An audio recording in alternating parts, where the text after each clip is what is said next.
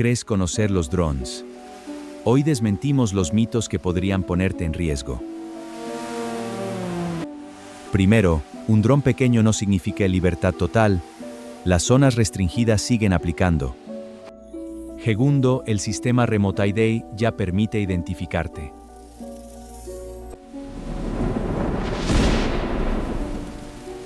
Y no, los drones no atraen rayos, pero la lluvia destruirá sus circuitos.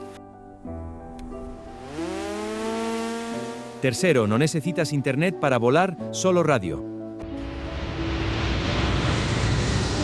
Y el riesgo con aviones no es la interferencia, sino la colisión física. Finalmente, si pierdes señal, el dron no cae.